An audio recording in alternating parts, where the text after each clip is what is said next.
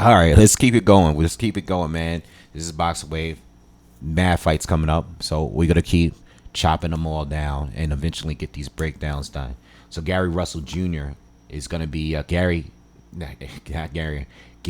Antoine Russell at the 1F140. He's gonna be fighting Jose Rayo Valenzuela, who's gonna be defending his WBA strap, and this is gonna be on the undercard of Tank against Lamont Roach in New York, first week in May. All right, and this is pretty much shaping up to be a decent card because I believe now Alberto Puello, who recently beat Gary Antoine Russell, is going to be fighting Sandor Martin. So I'm definitely going to be doing a video on that too because that's a good fight as well. But yeah, this card is shaping up. The undercard is shaping up to be pretty good, even though all the criticism with the main event with Tank fighting Lamont Roach, the fight that nobody asked for. At least the undercard fights are shaping up to be pretty damn good. And I really like this fight as well because it's the perfect time for this kind of fight. Like the matchmaking is great with this because Rayo, who is now champion, is coming off the win against Isaac Cruz. Rayo is now going to be fighting another pressure fighter. And the way that his style and it changed in the last fight against Isaac Cruz and the improvements that we see in his last fight, I think this is the right time to fight someone like a Gary Antoine Russell, who's another pressure fighter, but he applies that pressure a lot differently than Isaac Cruz.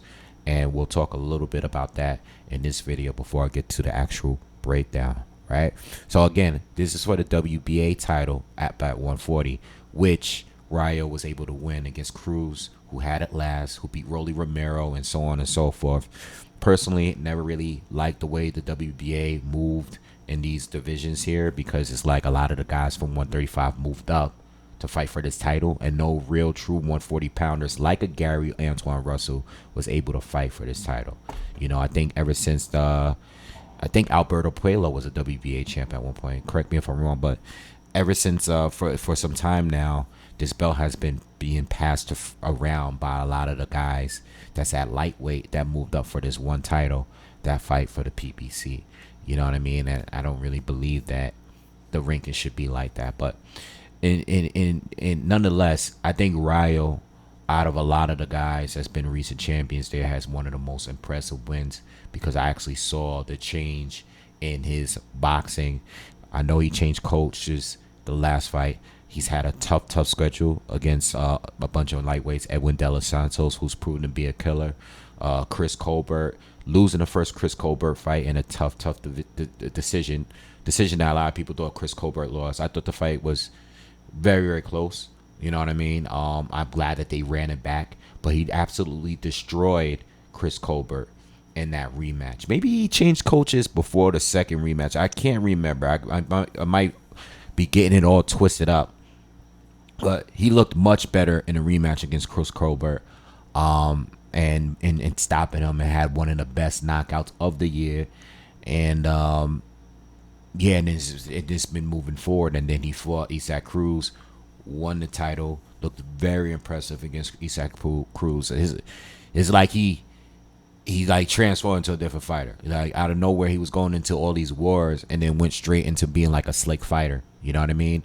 So he looked great against Isaac Cruz, and now he's fighting Gary Antoine Russell, and this is gonna be an even tougher fight than a lot of these other fights. You know, I mean, they're all tough, so I don't want to put anyone down, but now you're fighting a real 140 pounder, a career 140 pounder, and he's also a pressure fighter with power. But but this time, the difference between him and a guy like a Isaac Cruz is that this guy has very quick feet. Gary Antoine Russell is all about hunting his opponents down and trapping them and cutting the ring off, okay? And that's going to be the difference between fighting a guy like an Isaac Cruz, who relies more, he does better work when he's fighting stationary fighters. You know, fighters that he can get on the ropes and clobber them with those huge punches from those weird angles. You know what I mean? Whereas in this here, Gary Russell is harder to get away. He's a pressure fighter, but he's harder to deal with because he's gonna run up on you the entire fight, you know. And the success that guys like let me just pull him up real quick because I don't want to forget anybody. The guys that had success against him with like Alberto Puello, who beat him in the last fight, right? And like even like a Rancis Barthélemy, you know, those type of guys. The reason why they did well is because they was able to catch Gary on his way in. You know, sometimes Gary just gets reckless. He comes straight in. You know, he just walks right into a shot. You know, because he's so aggressive. He's not a good defender. You know what I mean? That it is what it is. He's just not a good defender. So he's able to catch with some good shots on his way in because he's so reckless. He comes straight in every single time. And a guy like Rayo, basing off the way he's been boxing too in his last couple fights, he's going to be good at timing and catching Gary Russell. But can he hurt Gary?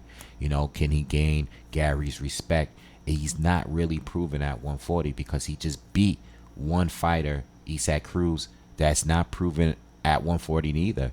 And Isaac Cruz is a very, very small guy. He's a small guy at even lightweight. He was shorter than Tank. He was able to get low and get underneath Tank, which is rare because Tank is very small at 135. So this is a real challenge. This is a very good fight, a very good matchup.